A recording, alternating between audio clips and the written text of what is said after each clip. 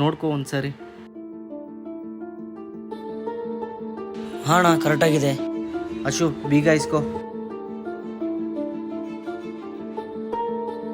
ಅಣ್ಣ ಒಂದು ನಿಮಿಷ ಅಣ್ಣ, ಕೊನೆಯದಾಗಿ ಒಂದೇ ಒಂದು ಸಲ ನಾನು ಆಟೋ ನೋಡ್ಕೊತೀನಿ ಅಣ್ಣ. ಅಶು ಕೆಳಗಿಳಿ.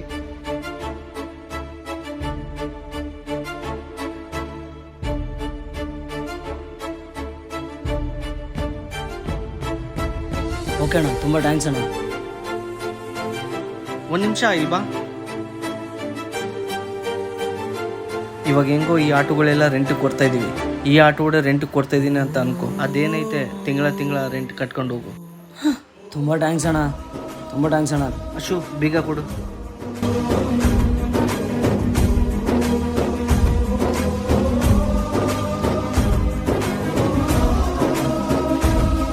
ಯಾಕಣ್ಣ ಅವನ ಕಡೆ ಆಟೋ ತೊಗೊಂಡು ಅವನಿಗೆ ಕೊಟ್ಟಿದೀಯಾ?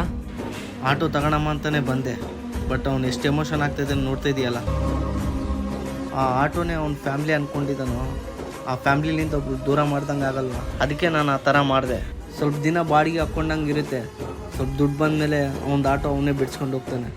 ನನ್ನ ಕಡೆಯಿಂದ ಈ ಥರ ಒಂದು ಹೆಲ್ಪ್ ಆಗುತ್ತಲ್ಲ, ಅಷ್ಟೇ ಸಾಕು.